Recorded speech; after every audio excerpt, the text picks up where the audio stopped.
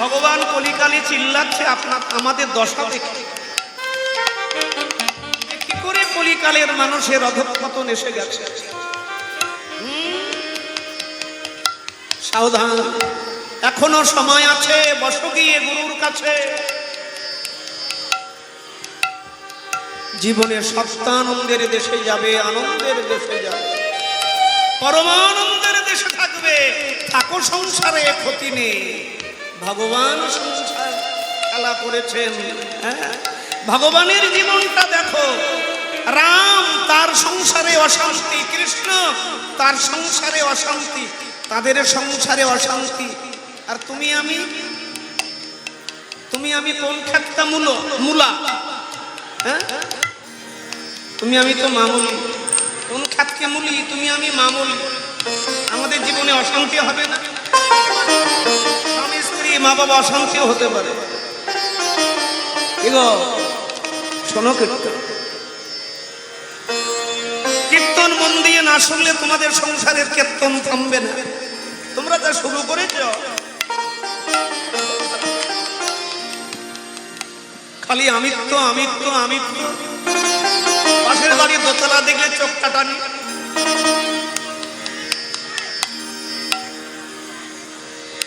আচ্ছা, সোনার সঙ্গে তুলনা হলো সুবর্ণ বর্ণ হেরে নিজ বরণ, সুবর্ণ বরণ হেরে নিজ বরণ, সুবর্ণ বরণ হেরে নিজ বরণ, সুবর্ণ বরণ হেরে নিজ বরণ, বরণ আপন মনুষ্য, বরণ আপন মনুষ্য, করে নিজ তনু জারি ভস্ম সম করইতে, নিজ তনু জানি ভস্ম সম জানিতে, নিজ তনু জারি ভস্ম সম করইতে, নিজ তনু জানি ভস্ম সম জানিতে, ওই ফল জনল শেখা, ওই চল বরণ শেখা।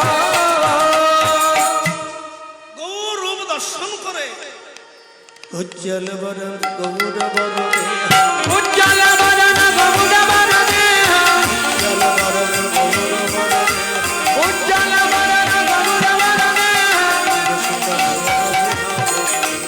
উজ্জ্বল বরণ গৌর বরণে, বিলক্ষিত নিরবধি ভাব বিনে।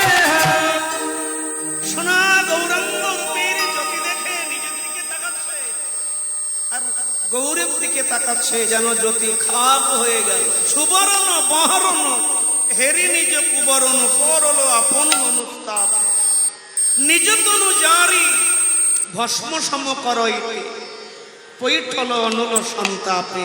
সোনা নিজেই আগুনের মধ্যে প্রবেশ করলেন। রাধে কাঞ্চনা রে, জগতে কারোর সঙ্গে গৌরাঙ্গের তুলনা চলে না। গৌরাঙ্গের তুলনা কারো সঙ্গে চলে না। জগদানন্দ প্রভু তুলনা প্রভু, তুলনা প্রভু। যার পদাবলী শুনলেন তার চরিত্র একটু শুনবেন না? এই জগদানন্দ মহাপ্রভুর প্রিয় পার্শ্ব, এই জগদানন্দ যার পদাবলীখানা গাইলাম, হ্যাঁ, মহাপ্রভুর প্রিয় পার্শ্বদ। কি ঘটনা কি? একদিন বাংলা থেকে এক কলসি সুগন্ধি তৈল নিয়ে লীলা চলে। প্রভু বসে আছেন, প্রভুর সামনে গিয়ে দাঁড়িয়েছেন। প্রভু বলে, জগদানন্দ খুব ধ্যান দিয়ে শুনবে, তোমার মাথায় কলসিতে কি? বললেন, প্রভু সুগন্ধি তৈল। হ্যাঁ, কি করবে? বললে, বাংলা থেকে বয়ে নিয়ে এসেছি খুব কষ্ট করে। এই তৈল তোমার সারা অঙ্গে মাখাবো, তারপর সমুদ্রে স্নান করো।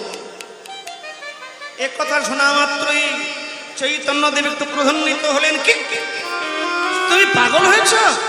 তুমি খ্যাপা বাড়া! আমি সন্ন্যাসী, আর তোমার প্রেমে পড়ে তোমার আনা সুগন্ধি তৈল আমি গায়ে মর্দন করলাম, তারপরে সমুদ্রে স্নান করতে গেল। সংসারী মানুষ একেতে সাধুর খালি ছিদ্র খুঁজে বেড়ায়। রাগ করো না, এটাই সত্য।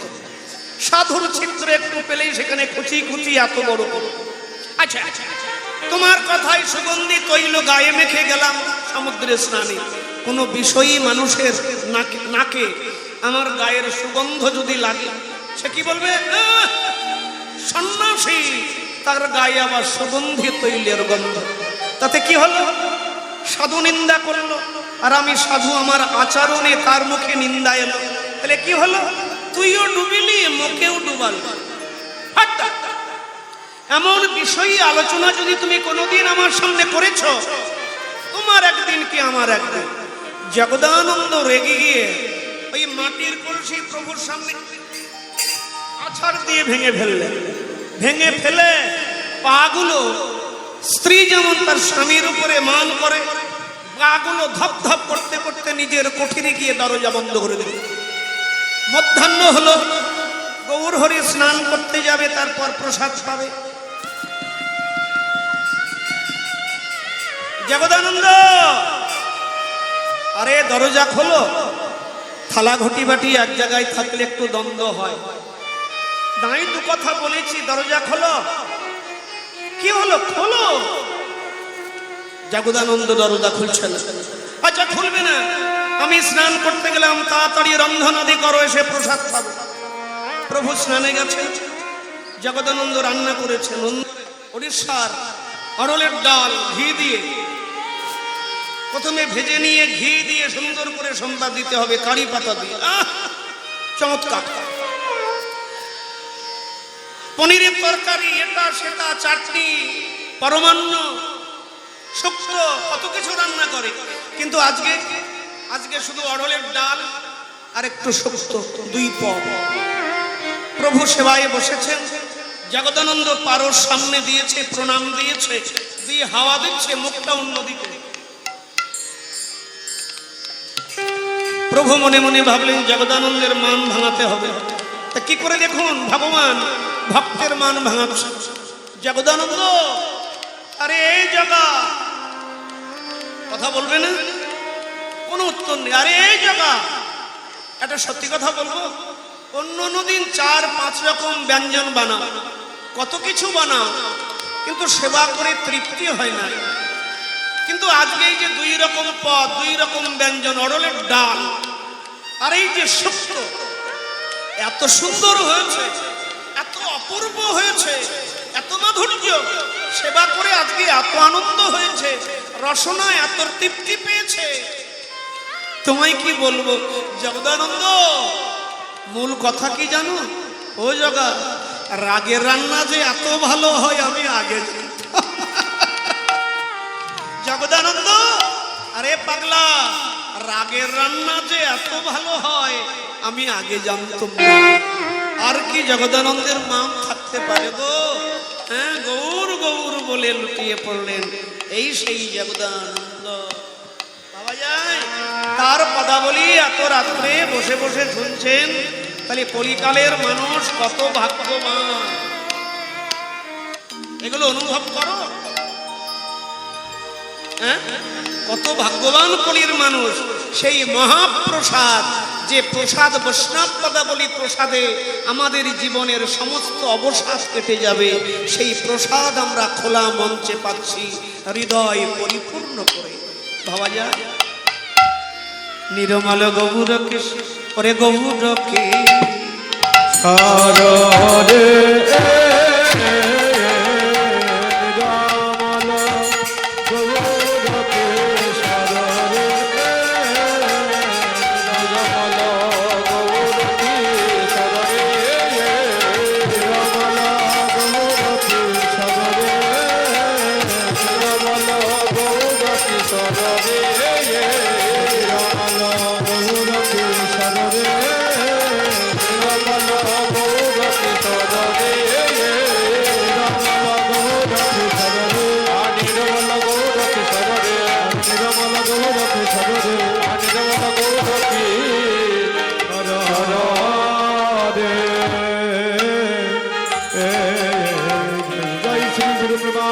জয় গৌর হরি হরি গো।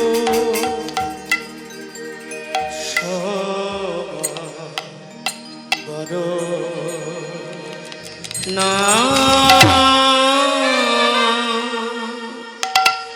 আয়া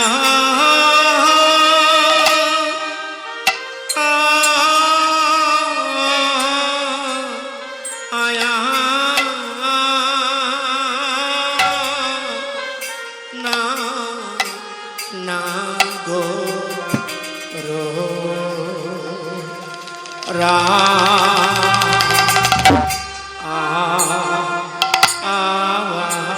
মাঝে মাঝে লাইন যায়, লাইন তো একদিন আমাদেরও সবার যাবে, যাবে না বাবা? লাইন আমাদের একদিন যাবে, লাইন তোমার যাবে, আমার যাবে, সবার লাইন যাবে, সেদিন সব অন্ধকার, কিছু করার নেই। এইভাবে লাইন আমাদের জীবনে প্রত্যেকের যাবে না গো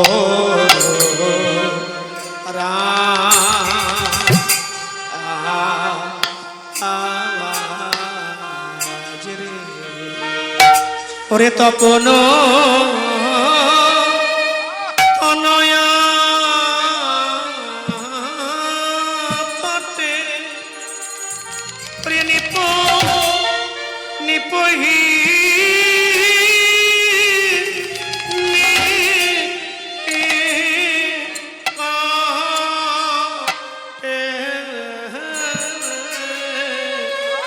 আরে হিলা লো নট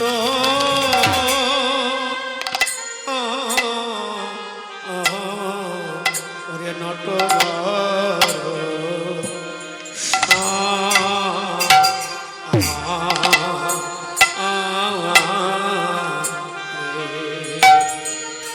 শ্যামনা গরজে দা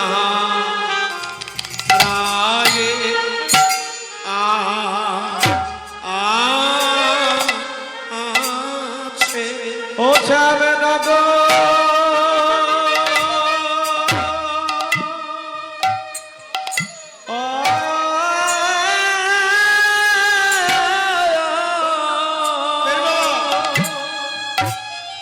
ও শ্যামনগর নগর যে গিরিধারী দাঁড়ায়ে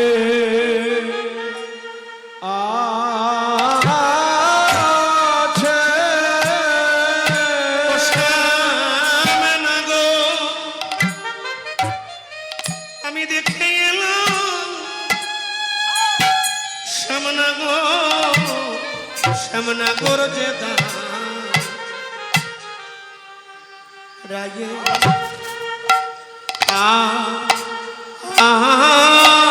আছে ও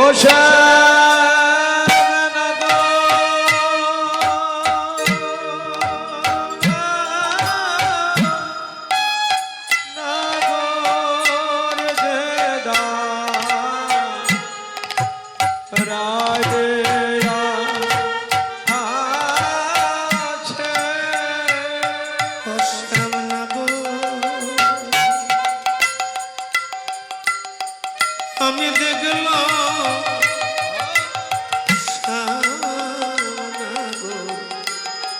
দাদা যে দেখলাম নগর যে রায়ে আছে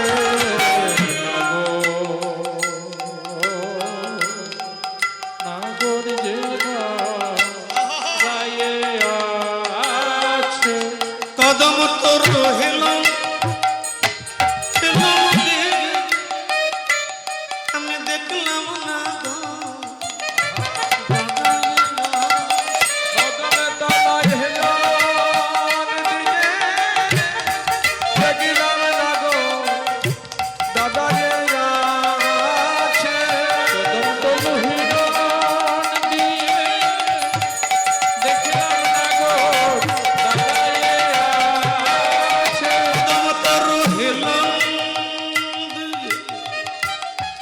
দেখলাম বধু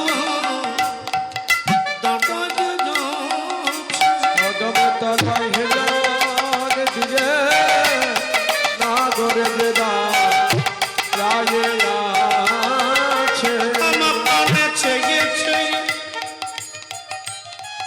অধরে মুরলি লাগে আমি দেখলাম না গো দাঁড়াইয়ে আছে ধরে মোদনে গয়ে দেখলাম না গো দাঁড়াইয়ে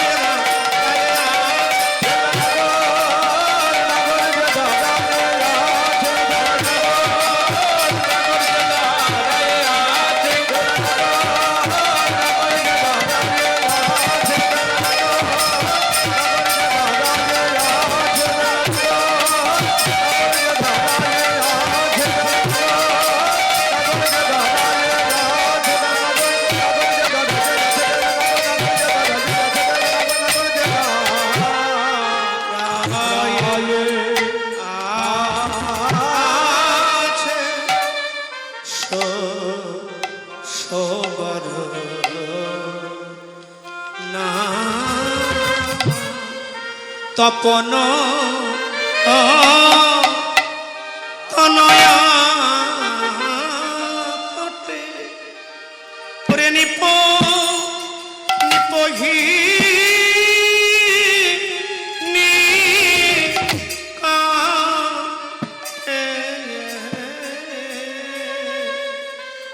আরে হিলালো নট নট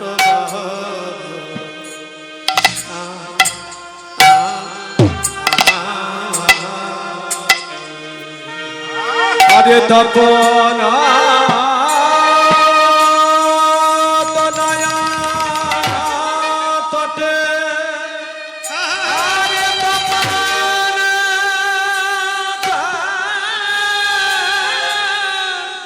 তনয়া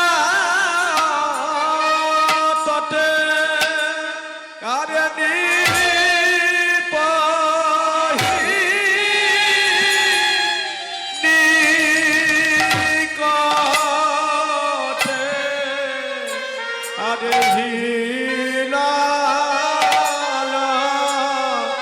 আরে নট নট বড়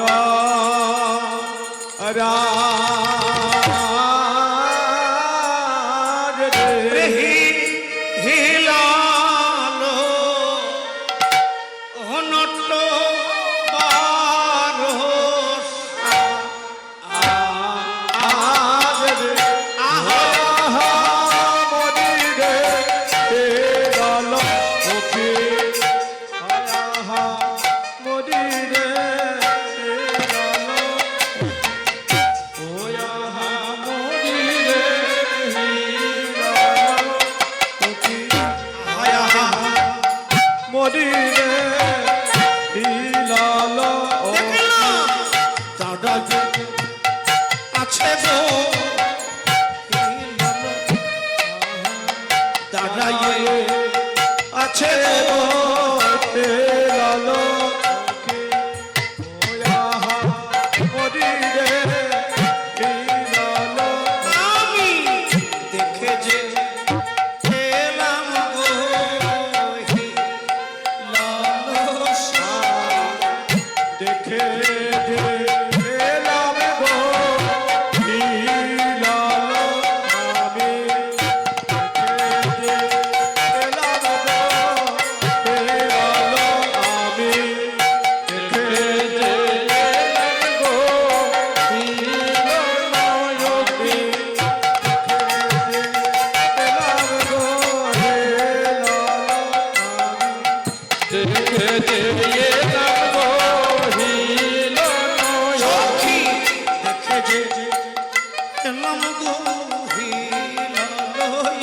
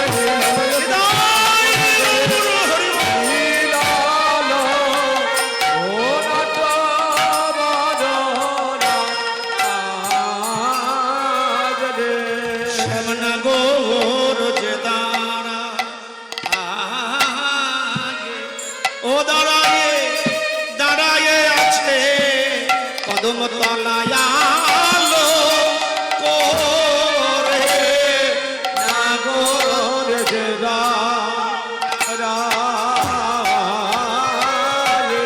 ওয়া হারে আমি এখনি দেখে এলাম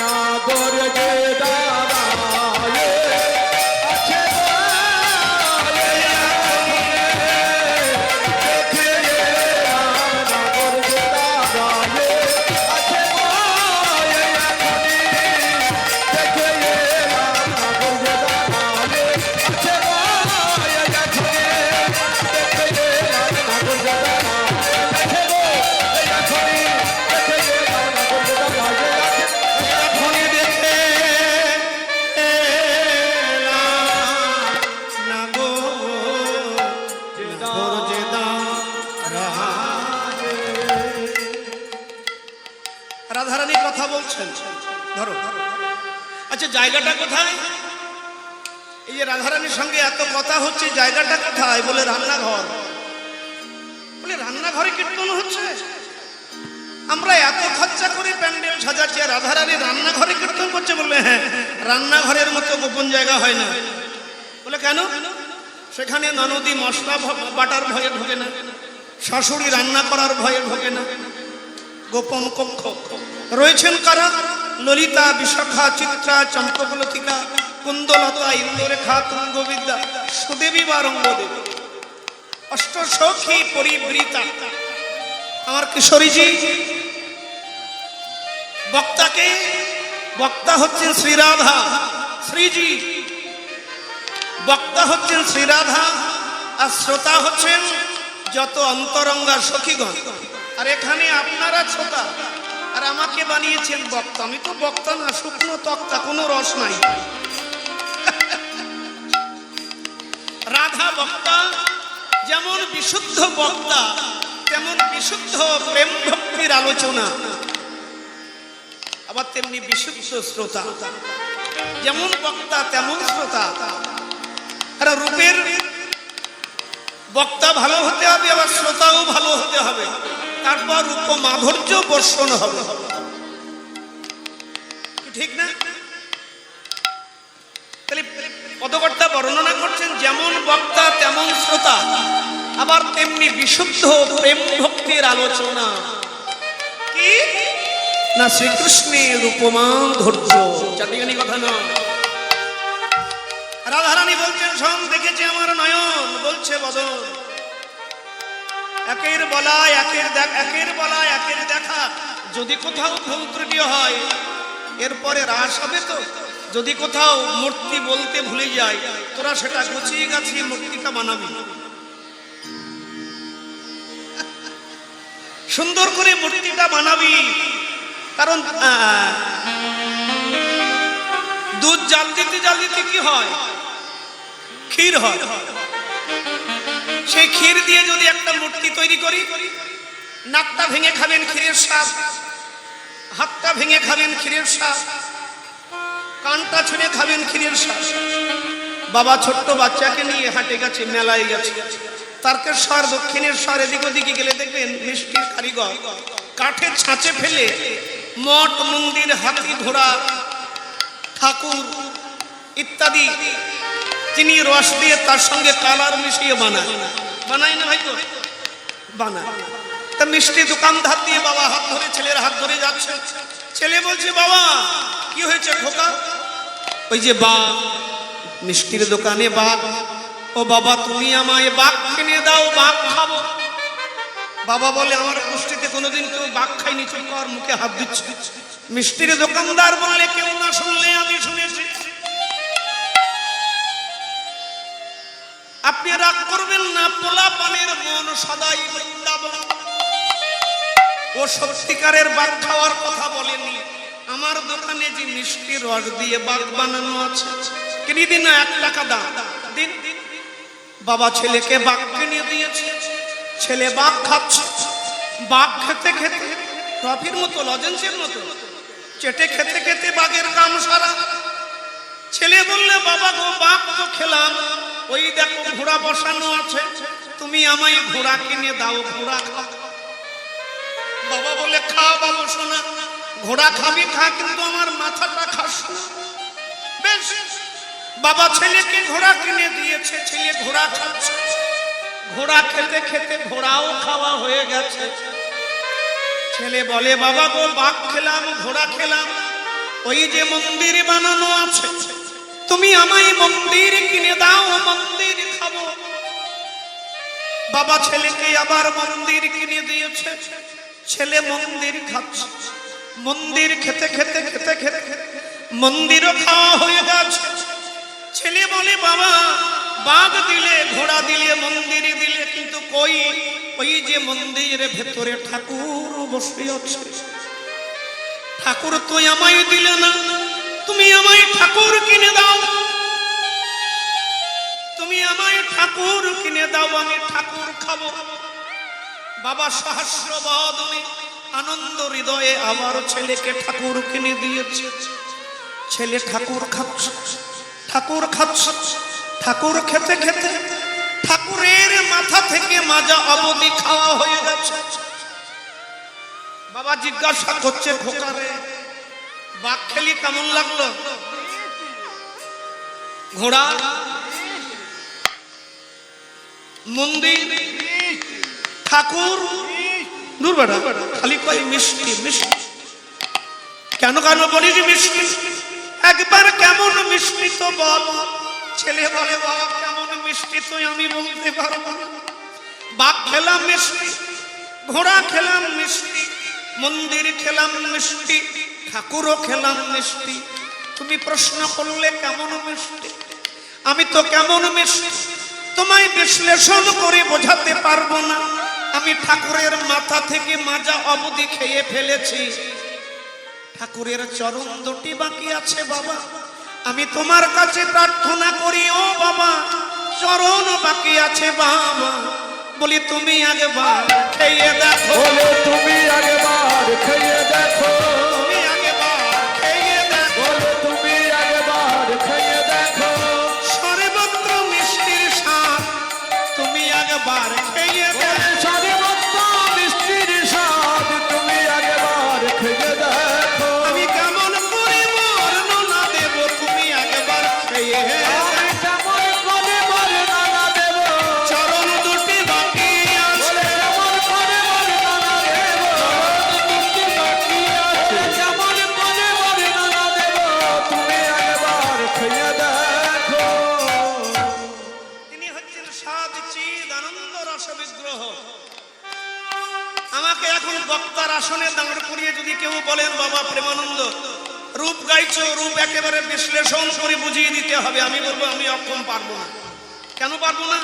কারণ একটা বিরাট তত্ত্বকে সামান্য বদনে, একটা বিরাট তত্ত্বকে সামান্য বদনে কখনো বিশ্লেষণ করে কেউ বলতে পারেনি, কেউ বলতে পারবে না, কখনো না। কোন বক্তা, কোন পণ্ডিত, কোন জ্ঞানী, কোন মহৎ একটা বিরাট তত্ত্বকে কখনো সুন্দরভাবে বিশ্লেষণ করে বলতে পারে না।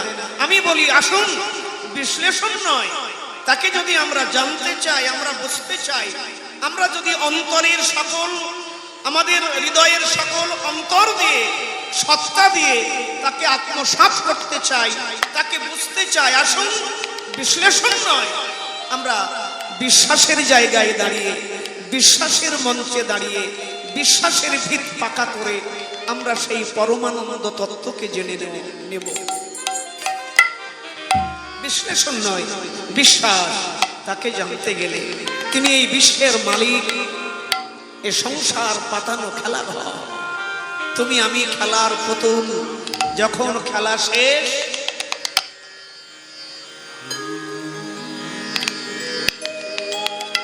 তোমরাই বলো, বলো বলো, খেলা শেষ হলে ঘাট, ঘাট কোন ঘাট? গঙ্গা ঘাট না, শ্মশান ঘাট।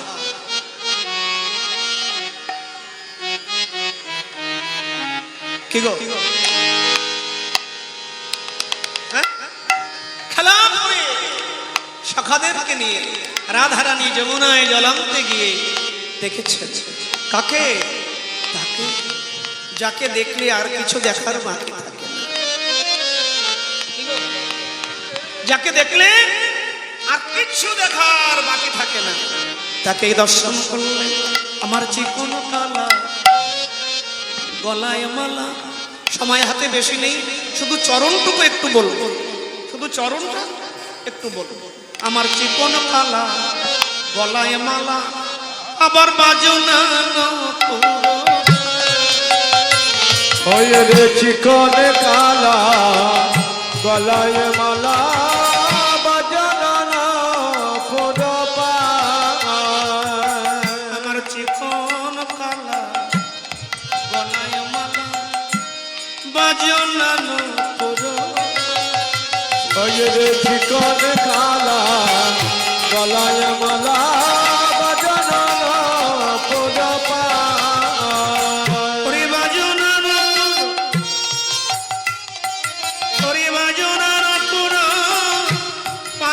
সখী ওই তো শোনা যায় ওরে বাজানো পড়ে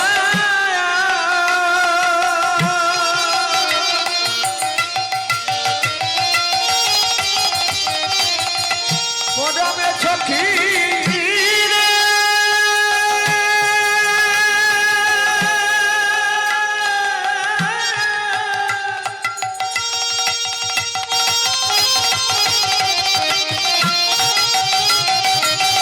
ওরে মরমিয়া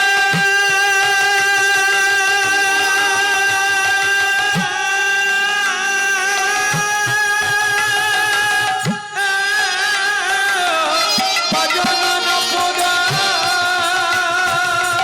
পাইলে সখী ওই তো শোনা যায় চিকন কালা গলায় মালা বাজানো না পড়া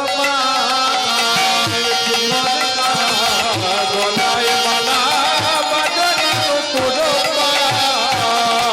তার চলিতে চরণ চলিতে চরণ গো তার চলিতে চারণ ও তার চলিতে চারণ চলিতে চরণ মন নিয়ে যাই কহিব কাহার আছে গো কহিব কাহার কাছে ও তার চলিতে চারণ মন নিয়ে যায় কহিব কাহার কাছে কহিব কাহার কাছে নপুর বাজে ওই নপুর বাজে নপুর বাজে নপুর বাজে ওই চরণে নপুর বাজে বলে ওই চরণে নপুর বাজে ওরে ওই চরণে রণ ঝনু রাবে ওই চরণে নপুর বাজে ঝুনু সরে ওই চরণে নপুর বাজে ওরে রমণীর মন ভুলাতে ওই চরণে নপুর বাজে রে রমণীরা মন ভুলাতে ওরে ললিতা অবিশাখা রমণীরা মন ভুলাতে ও ললিতা অভিশাখা রমণীরা মন ভুলাতে ও ললিতা অভিশাখা রমণীরা মন ভুলাতে ললিতা অভিশাখা রমণীরা মন ভুলাতে ওই চরণে নপুর বাজে বাজনা নপুর পুরপায় বাজনন পুরপায় আমি দেখলাম সূর্য কন্যা যমুনার তটে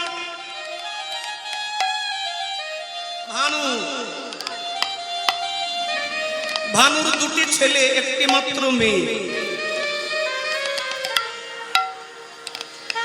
ছেলে দুটোর নাম কি একটার নাম যম আর একটার নাম যম আর একটার নাম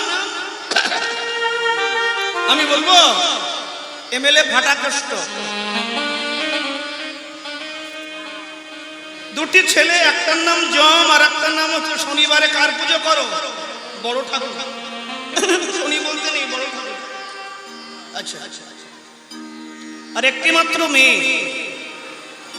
তার নাম হচ্ছে যমুনা সেই যমুনার তীরে কদম্বের মুড়ে অপূর্ব নর্তকের বেশে কি অপূর্ব আমি গোধূলি বেলায় তাকে দর্শন দাঁড়িয়েছেন কিভাবে বাঁকা আচ্ছা কৃষ্ণ সত্যি বাঁকা কৃষ্ণ সত্যি কালো আমি যারে ভালোবাসি আমি যারে ভালোবাসি ওরে তোরা বলিস কালো কেমনই বুঝাবো রে সই, সে যে কত ভালো। ওই কালো রঙের রূপের বাতি, ও তার রূপের বাতি আমার ঈদ মহলায় জাগায় সারা আলো। কেমনই বুঝাবো রে সই, সে যে কত ভালো। যদি চাই তার নয়ন পানি প্রেম ভরা হৃদয়ে, সব ছাড়িয়া যেতে চাই মন। তাকে একবার দেখে ঘরে ফিরে পাবে? আমি বলছি না, রাধা রানী। ওরে দেখে, যে দেখেছে সেই বাঁশি বন্ধু, যে দেখেছে সেই বাঁশি আলে বন্ধু, সে কি আর ঘরে রয়? প্রমাণ প্রমাণ, এই দেখো কত দূর থেকে সারাদিন কর্ম করে, কত রাসের আসরে, যেখানে বীরভূমি রাস। আহা, আপনার ভজন সাধন করতে হবে না। মানুষ এমএ পাস বিএ পাস করে, আর আপনি হরির বাসরে ছেঁড়া চট পাস করে ফেলেছেন। হরিবল হরিবল।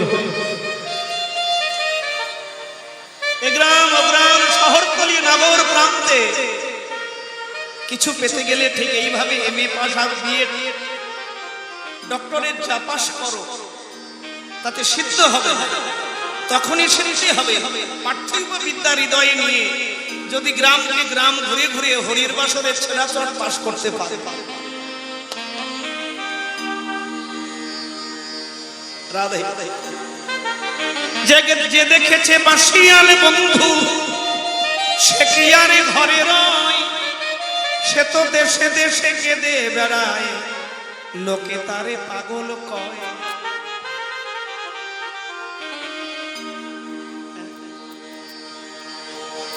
মাথার চূড়া আর চরণের নপুর, দুইজনার লেগেছে দ্বন্দ্ব। আর জীবনে দ্বন্দ্ব আসলে সেখানে কোনো খন্দ হয় না। যদি ভেতরে থাকে দ্বন্দ্ব, কখনো হবে না খন্দ। বাবা, খন্দ বোঝো?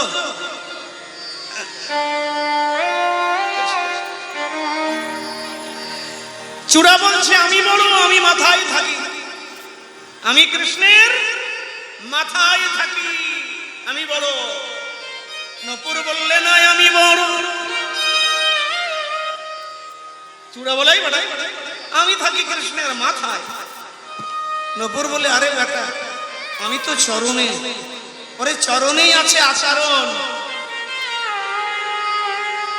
তোমার আমার জীবনের যত আচরণ সব চরণে। আমি চরণ পেয়েছি। চূড়া রেগে গিয়ে বলে আমি বড়, আমি মাথায় উপরে উপরে, ভগবানের মাথার উপরে। নপুর ধৈর্য হারা হয়ে বললেন আরে পাগলা, একবার আমার কথা শোন। কত যোগী ঋষিজন করে আরাধন, চরণ পাওয়া আসছে।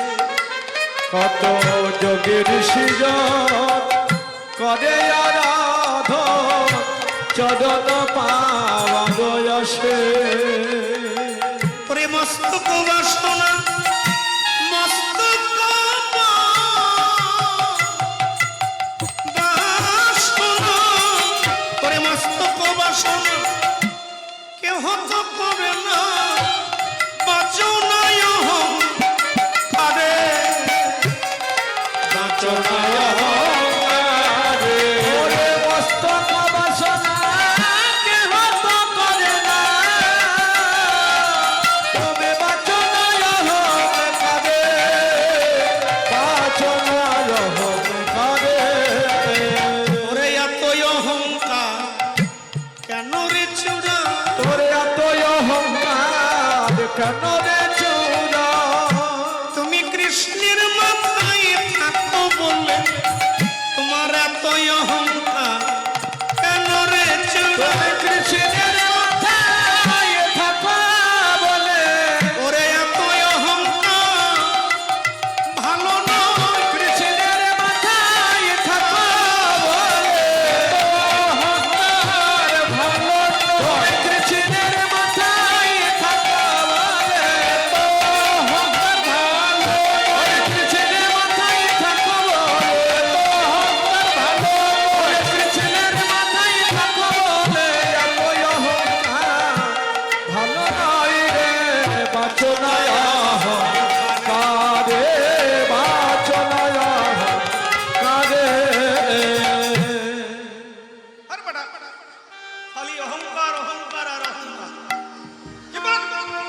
উপরে থাকো বলে সে বড় হয়? বড় কে? বড় কে? বড় কে বাবা? ইনি বললেন আমি বড়। আমি না থাকলে জলের গ্লাস ধরতে পারবে না। তর্জনী লাভ দিয়ে বলেন আমি বড়। আমি যদি একবার বলি চুপ, সব চুপ চুপ। মধ্যমা চিৎকার করে বলে দেখো সবার উপরে আমার মাথা, আমি বড়। মাথা উপরে থাকলে সে বড় হয় না। মাঝগান থেকে অনামিকা বলছেন দেখো সাধুগুরু বৈষ্ণব বাবাজি, আচ্ছা ছাল্লা তলায় গেলে প্রথমে আমাকে দিয়ে এসো, আমি বড়। সবার পরে ইনি উঠে বলেন আমি বড়। চারজন বলে তুই তো নাটা রে, একেবারে বেটো, তুই বড় হবি কি করে? বলেন হ্যাঁ আমি বড়। ভেবে দেখো, দেবতার মন্দিরে যাও, গুরুর কাছে যাও, সাধুর কাছে যাও, বৈষ্ণবের কাছে যাও, তীর্থে যাও, প্রধানমন্ত্রীর কাছে যাও, মুখ্যমন্ত্রীর কাছে যাও, মানি ব্যক্তির কাছে যাও, আমার লাইনটা কিন্তু সবার আগে।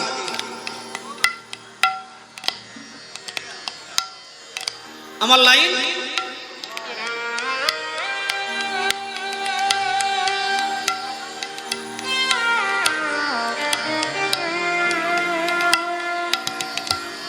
উপরে থাকলেই সে বড় হয়। এই যে 90 জন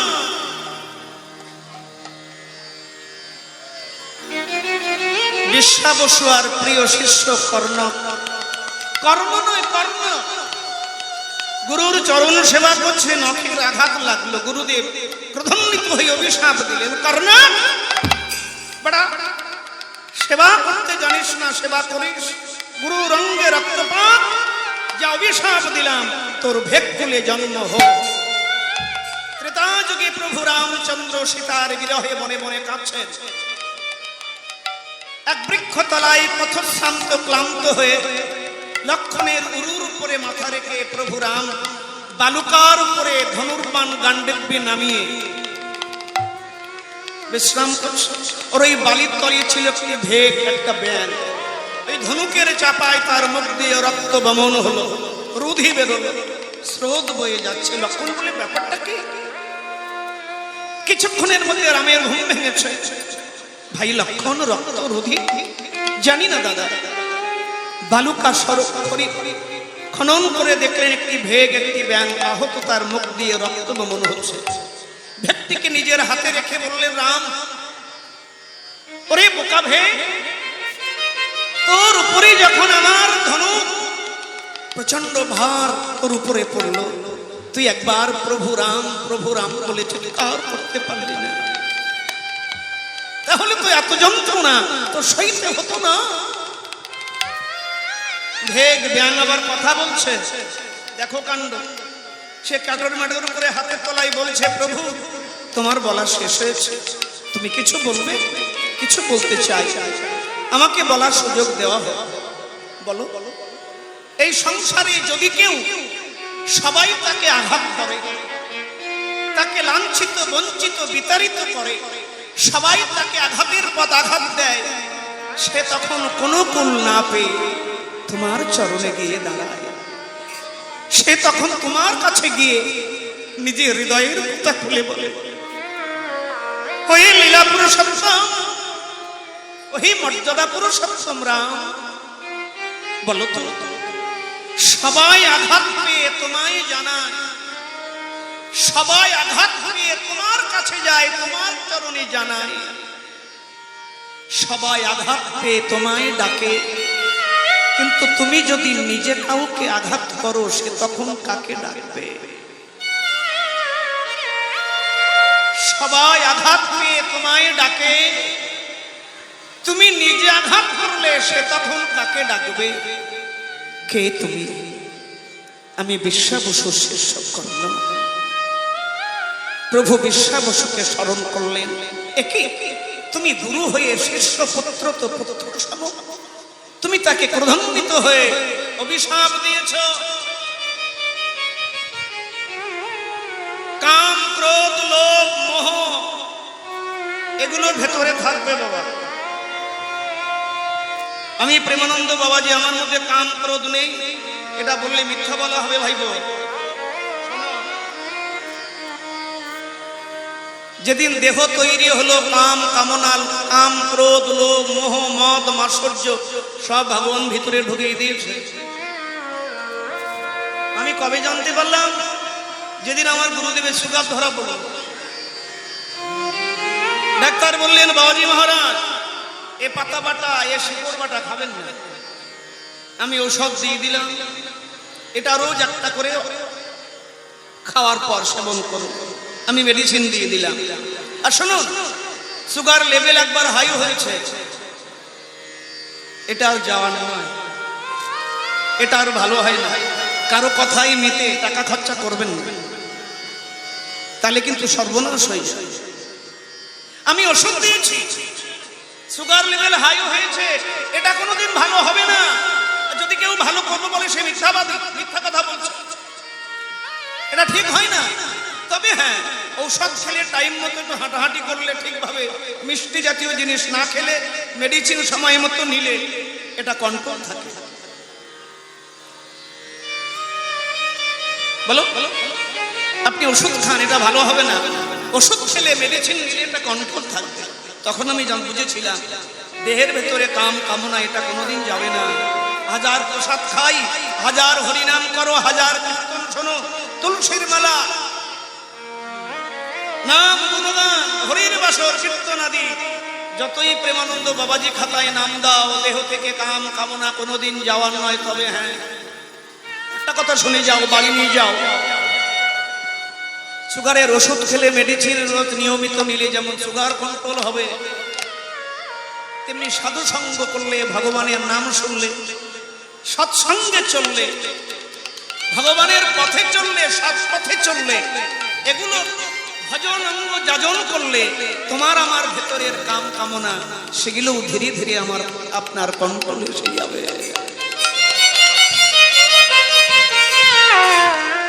বিশেষ করে এখন কলিকালের মানুষের চরিত্র কন্ট্রোলের দরকার।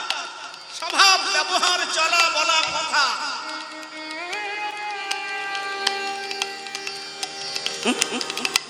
বাড়িতে guest room, kitchen room, bathroom, সেই সঙ্গে সঙ্গে প্রেমানন্দের কথা যদি ভালো লাগে, রুচিসম্মত হয়, বাড়ি নিয়ে যাও। সেই সঙ্গে সঙ্গে ভেতরে একটা কন্ট্রোল রুম তৈরি করো, যাতে নিজেকে একটু কন্ট্রোল করতে পারো। তবেই তুমি আমি ভক্ত হতে পারবো। ভক্ত হওয়া বড় শক্ত কথা, ভক্ত হওয়া চারটিখানি কথা নয়। ভেতরে একটা কন্ট্রোল রুম তৈরি করো, নিজেকে কন্ট্রোল করতে পারবে সমস্ত দিক থেকে। বিশ্বা বসু অপরাধ করেছে, প্রভু অন্যায় করেছে, ক্ষমা চাই, ত্রাহি ত্রাহি মতো প্রভু।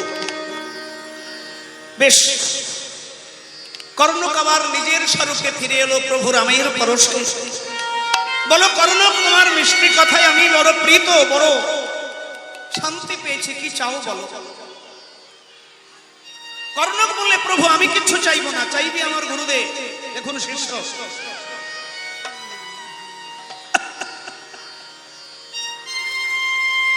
বলো বিশ্বাবসু কি চাও? কিচ্ছু চাই না, চরণ। বেশ, এই যুগে নয়, এই লীলায় নয়, আগত লীলায়, লীলায় থাকবো 125 বছর। আবির্ভূত হব মানুষের কারাগার, প্রতিপালিত হব মথুরা মণ্ডলের মধ্যে, বৃন্দাবন নামক জায়গা গোকুল, সেখানে গোচারণ খেলা করব, যাব গোয়ালার ঘরে। সেদিন তোমরা দুইজন দুটি নপুর হয়ে আমার চরণে আশ্রয় নেবে। কারণ তুমি শিষ্য, তুমি একটু ছোট আকারে, ছোট হয়ে তুমি থাকবে আমার মা চরণে, আর তোমার গুরু একটু আকারে বড় হয়ে থাকবে আমার দক্ষিণ চরণে। বাবা যায়, তুমিও পারো, তুমিও পারো, তুমিও পারো, তুমিও পারো। সে বস্তু তোমার আমার জীবনে আজ উপলব্ধ, যদি নিজেকে একটু তৈরি করতে পারো ভেতর থেকে। সে সম্পত্তি তোমার আমার জন্য, তোমার আমার জন্য এই সংসারে আজ উপলব্ধ। নিজেকে যদি একটু একটু তৈরি করতে পারো ভেতর থেকে, থাকো সংসারে, ক্ষতি নেই, সংসারে থেকেও তৈরি হওয়া যায়।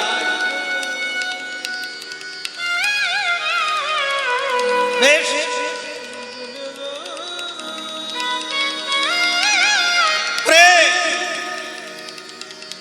তার দক্ষিণ চরণে দেখলাম 11টা চিহ্ন, আর বাম চরণে দেখলাম কটা কটা 8খানা। তাহলে 11 আর 8 কত হচ্ছে? 19। অঙ্কে তো কাছাকাছি, এই জন্য তোমাদের জীবনের হিসেব মিলল না। অঙ্কে কাঁচা হলে চলবে। 11 আর 8 কত? 19। বিশাখা বলেন ওমে দাঁড়া দাঁড়া দাঁড়া, থাম থাম থাম। এই বলছি তিনি দণ্ডায়মান। একটা মানুষ যদি দাঁড়িয়ে থাকে তার চরণের তললে দেখা যায়। আমরা কি বোকা? রাধারানী বললেন ওরে আমাকে বলতে দে। আমি তাকে কেমন দেখলাম? দাঁড়ালো ত্রিভঙ্গ ঠাম, কে বা দাঁড়ালো ত্রিভঙ্গ ঠামে। ওরে যমুনার কোলে পাপির উপপাদ, যমুনার কোলে পাপির উপপাদ,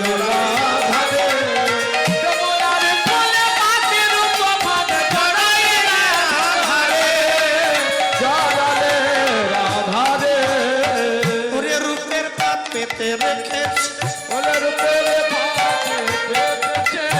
ওই যমুনার কুলালো আমার মনোমৃগী ধরবে,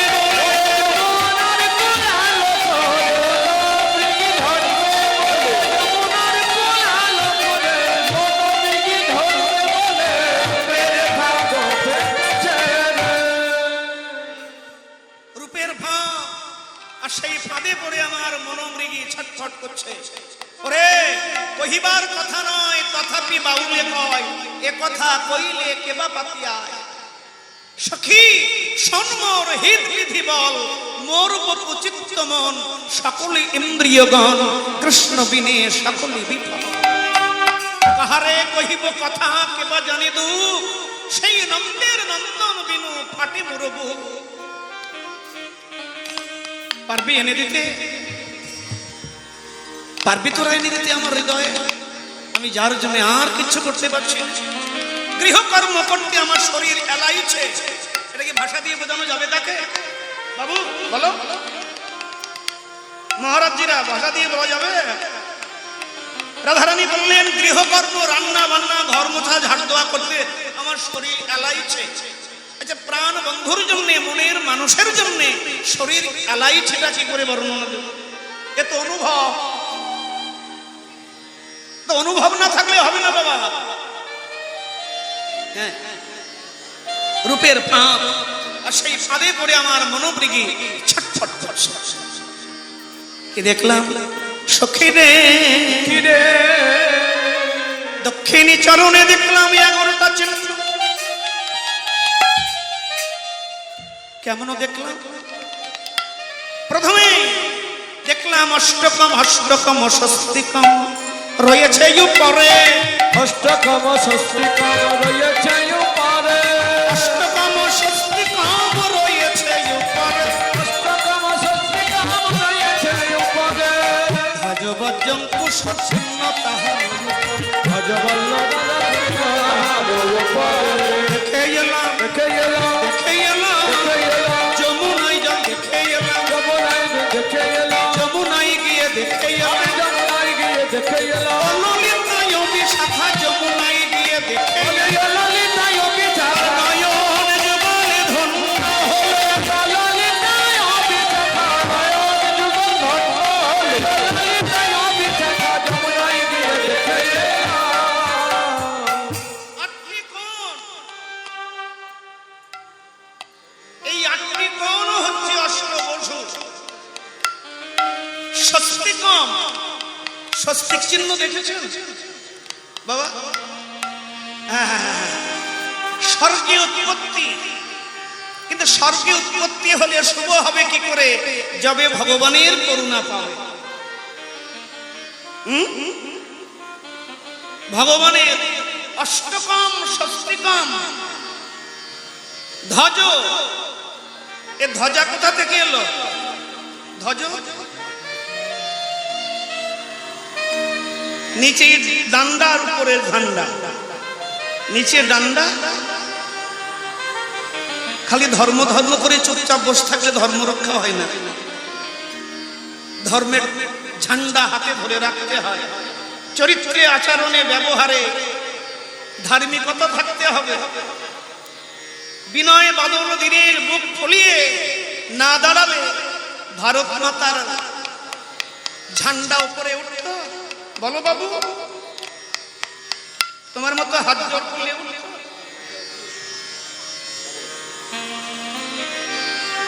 হাতে রাখুন ধর্মের ডান্ডা, তার উপরে উড়বে ঝান্ডা। এই আর যখন ঝান্ডা উপরে ওড়ে, আমরা কেউ ঝান্ডার উপরে ফুল দিতে পারি না, ফুল দিই কিন্তু ডান্ডার উপর।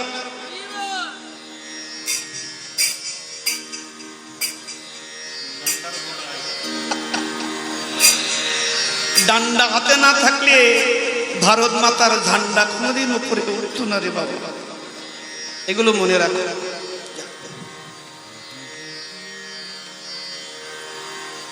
স্বর্গলোকে দেবগুরু বৃহস্পতি এক যজ্ঞ করেছিলেন। সেই যজ্ঞের নাম হচ্ছে নিষ্কাম যজ্ঞ। সেই যজ্ঞের আহুতি যখন দেওয়া শেষ হলো, যজ্ঞাগার থেকে প্রচন্ড অখণ্ড 25 পর্বের একটা বাঁশ উঠে এলো। প্রচন্ড অখণ্ড একটা 25 পর্বের বাঁশ। এই বাঁশের গোড়াটা দিয়ে তৈরি হলো ব্রহ্মার হাতির কুমণ্ডল। বাঁশের গোড়া কাঠের মতো শক্ত, বাঁশের গোড়াটা দিয়ে তৈরি হলো ব্রহ্মার হাতির কুমণ্ডল।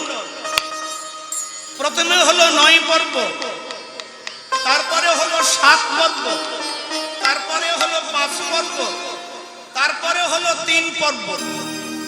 9 পর্ব দিয়ে কি হলো?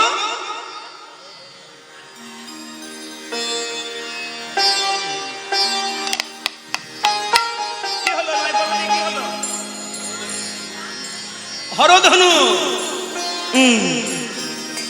মনে রাখো। 7 পর্ব দিয়ে কি হলো? বিষ্ণুর সারঙ্গ ধনু। আচ্ছা, 5 পর্ব দিয়ে কি হলো?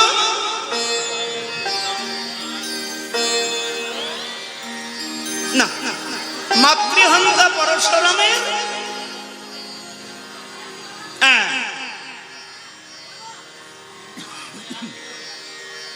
এই টুকটুকি কথা বলে বসতো।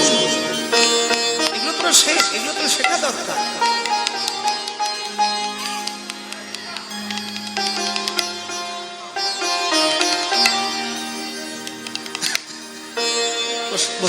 বসো মা লক্ষ্মীরা, বসো। তোমরা আগামী দিনের অহল্যা মন্দাদরি করিতে।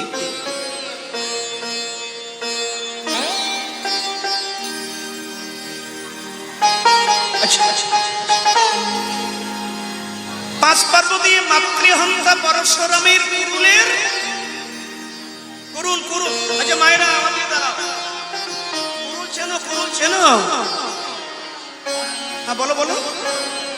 হ্যাঁ কুরাল চেনো? ওই দাড়ি কাটা হয়। কুরুল দিয়ে কি করে? দাড়ি কাটে। রাম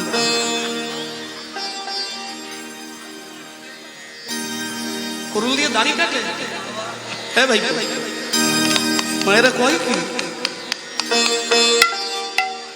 কাট। সেই মাতৃহন্তা পরশুরামের কুরুলের আছাড়। আর 3 পর্ব দিয়ে কি হলো? অর্জুনের গান্ডিবি। বা বলিহারি বাবা, দেখো গান্ডিবি। তাহলে 9 আর 7 কত হচ্ছে? 16 আর 5 21। 21 আর 3 24 24। এই 24 গেল, বাকি রইল আর এক পর্ব। ওই এক পর্ব দিয়ে তৈরি হলো পরমেশ্বর শ্রীকৃষ্ণের হাতের বাঁশি। আর একেবারে বাঁশের আগায় কি থাকে? কঞ্চি। সেটা দিয়ে তৈরি হলো সংকীর্তনের ধ্বজা। সেটা পরিপূর্ণতা পেতে শ্রী ভগবানের চর্চা। আর কি? ছত্রং ছাতা। বলি মহারাজ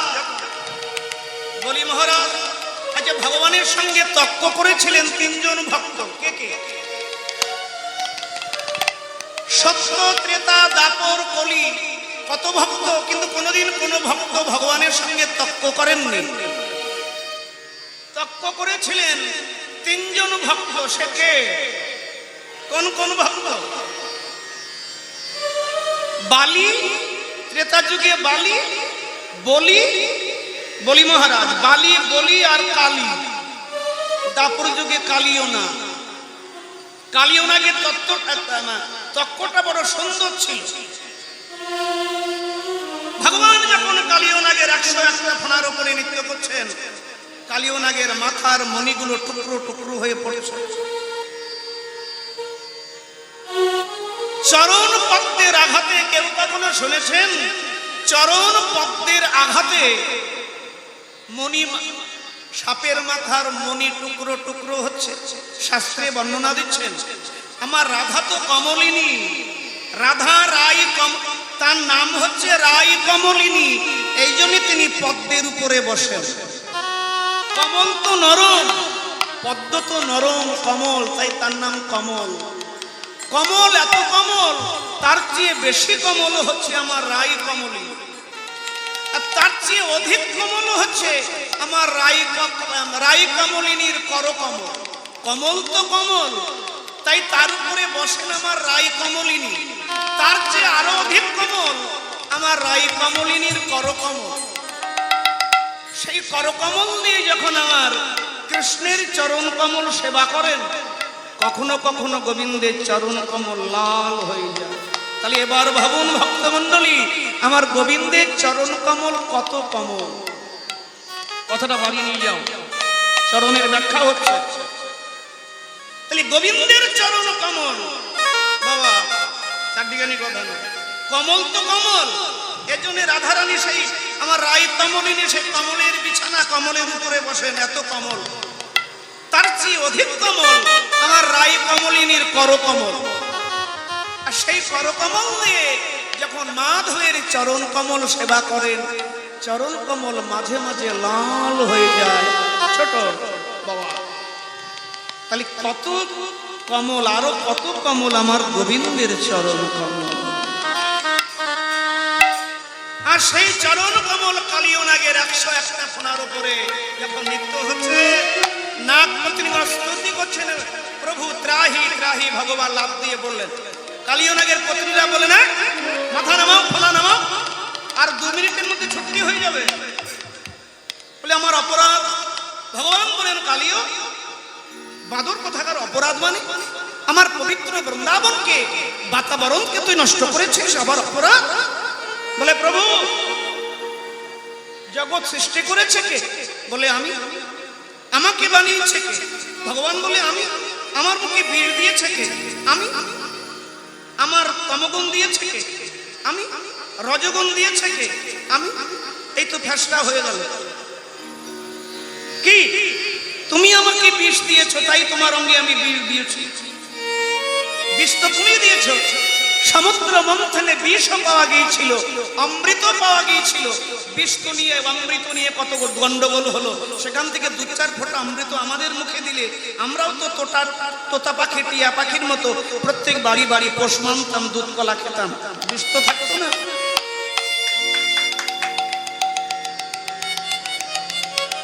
কালিও এত তর্ক করিস না, খুব উদ্বিগ্ন হয়েছে। কি করব? বৃন্দাবন ছেড়ে চলে যা। আমাকে হিংস্র বানিয়েছো তুমি, বিষ দিয়েছো তুমি, দোষ তোমার। ভগবান বললেন তোকে যেমন হিংস্র বানিয়েছি, বিষ দিয়েছি, তোর জন্য আল্লাহ দেশ তৈরি করে দিয়েছি। তোর জন্য রমনাথ দ্বীপ আল্লাহ রাজ্য, আল্লাহ দেশ বানিয়ে দিয়েছে। সেখানে যা মারামারি কাটাকাটি যা ভাল লাগে সেখানে কি কর বাবা। বৃন্দাবনের বাতাবরণকে নষ্ট করিস না, যা, না হলে তোর হিংসা স্বভাব ত্যাগ কর। কালিয়নাথ হাত জোর করে বললেন প্রভু এটা আমাদের প্রকৃতিটা স্বভাব।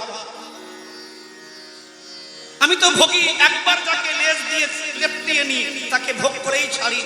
ভগবান বললেন তুই যদি ভোগী হোস আমি তো ঘরে ঘরে তোদেরকে দমন করবার জন্য বানাবো যোগী। তুই ভোগী হলে আমি যোগী বানাবো। শোনো, বৃন্দাবনে থাকবে, বৃন্দাবনের ঘি ঘোল খাবে, দুধ খাবে,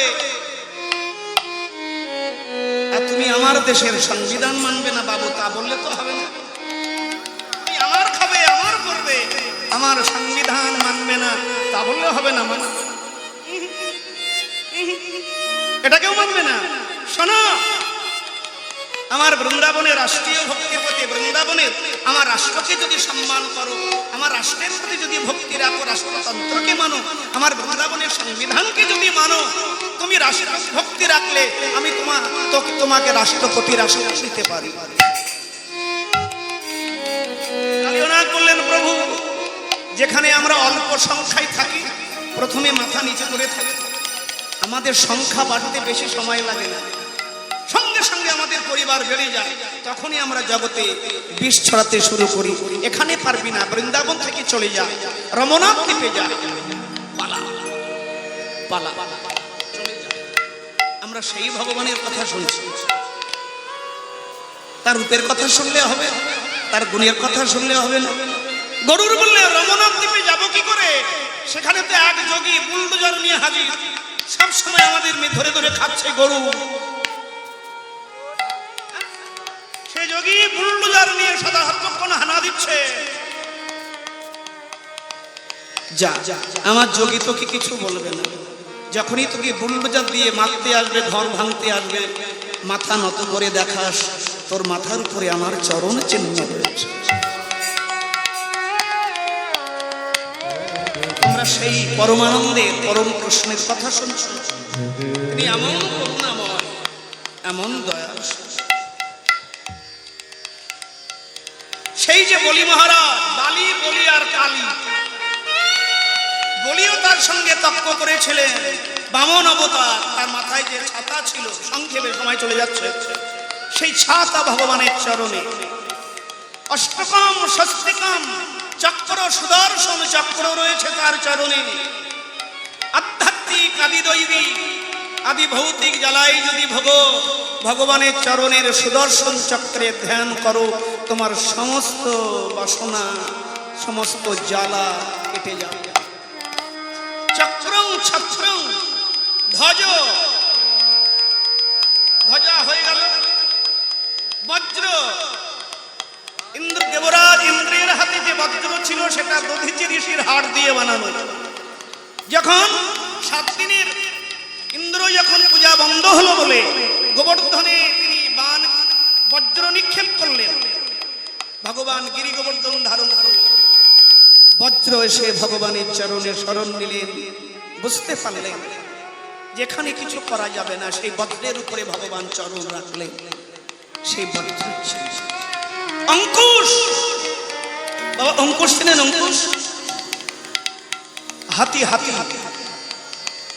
দেখবেন মাউতের হাতে থাকে লম্বা লোহার ছড়, আর একেবারে আগায় একটা সরু আলপিন থাকে।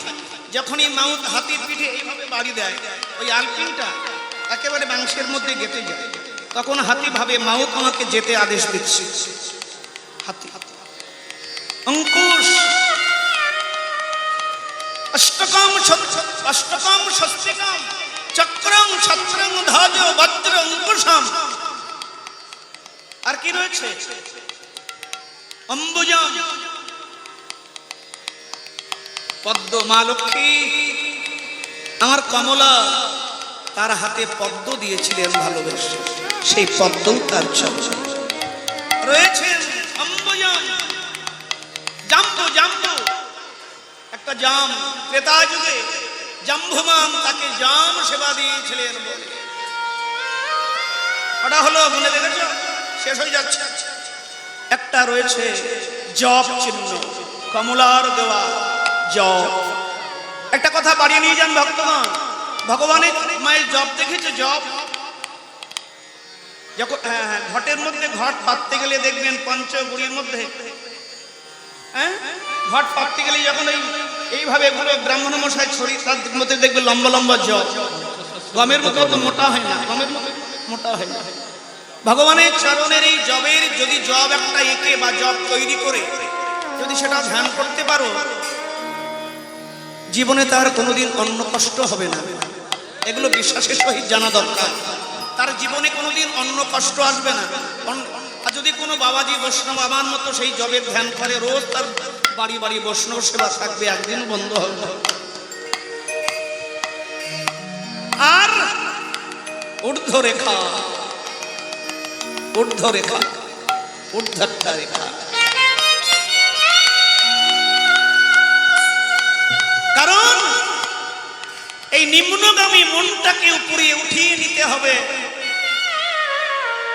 আর মনটাকে উপরে উঠাতে গেলে তোমাকে আমাকে একটু খরচা করতে হবে বাবা। আর কত নিচেই নামবো? কর্মের দ্বারা, আচরণের দ্বারা, চলার দ্বারা, আহারের দ্বারা, বিচারের দ্বারা অনেক নিচেই নেমে গেছে কলিকালের মানুষ আমরা। আর নিচেই নামবেন না। একটা ভগবানের সৃষ্টির পশু দেখে লজ্জা পাবে আমাদের। একটা পশু যদি কলিকালের মানুষকে দেখেন যে মানুষ এত নিচেই নামতে পারে, মানুষ যেমন উপরে উঠতে পারে চাঁদ দেখে ভয় পাবে, মানুষ এমন শক্তিবান এত উপরে ওঠে যে চাঁদ দেখে ভয় পাবে। আবার মানুষ এত নিচেই নামতে পারে আচরণের দ্বারা, একটা পশু দেখলেও লজ্জায় মুখ ঢাকবে যে ভগবানের বানানো প্রধান সৃষ্টি মানুষ, মানব জাতি এত নিচেই নামতে পারে। হরি বল, হরি বল। গেল 11টা। এবার চন্দ্রকম কলসম, বাম চরণে চন্দ্রকম, চন্দ্রকম কলসম, ত্রিকোণ ধনুষী, চন্দ্রকম কলসম ত্রিকোণ ধনুষী, খম গোষ্পদম পুষ্টিকম শঙ্খম। এই কথা বলতে বলতে রাধারানী ধনে যদু নন্দন সৌবহু রসায়ন, ধনে যদু নন্দন সৌবহু রসায়ন, মধুমন রসায়ন করল মরিম, পাগল করেছে, পাগল করেছে, ঘরে রইতে দিলে না, পাগল করেছে। রাধারানী আর বলতে পারলেন না। সখীশনে রূপের কথা কইতেছিল বসে, হ্যাঁ কালে বৃন্দাবনে বাজলো শ্যামের বাঁশি, শোনে বিনোদিনী অথির হইয়া, যাব যাব যাব বলি সখীরে কহিলা, আর কি দেরি করা যায়, সাজায়ে গুজায়ে দে মোরে সাজনে, সাজায়ে গোজায়ে দে মোরে, সাজায়ে গোজায়ে দে মোরে, প্রাণ সাজায়ে, সাজায়ে গোজায়ে দে মোরে। এত রঙের এত কাপড় ভালো তো লাগে না, এত রঙের এত কাপড় ভালো তো লাগে না, রঙের এত কাপড় ভালো তো লাগে না, এত রঙের এত কাপড় ভালো তো লাগে না। যোগিনীর বেশে আমায় সাজাইতে সাজনী, সাজায়ে গোজায়ে দে মোরে, সাজায়ে গোজায়ে দে মোরে, প্রাণ সাজায়ে, সাজায়ে গোজায়ে দে মোরে।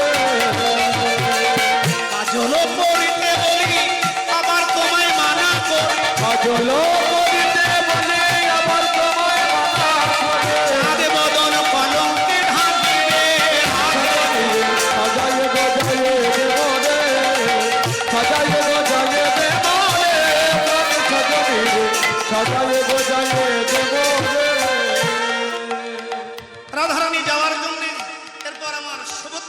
এসে রাসলীলা করবেন, এত যুগলের কোনো দরকার নেই। যখন লীলা চলছে ও এসে রাধারানীকে রাসে নিয়ে যাবেন। আগামীকাল সকালে আবার কুঞ্জ ভজন আর হবে না। সুভদ্রা ওরা গাই সম্প্রদায় দাঁড়িয়ে আছে, কাল সকালে হবে, কাল সকালে ওরা এসে গেছে। ভালো থাকবেন। আগামীকাল সকালে কুঞ্জ। জয় রাধে রাধে গোবিন্দ বলো জয় রাধে রাধে।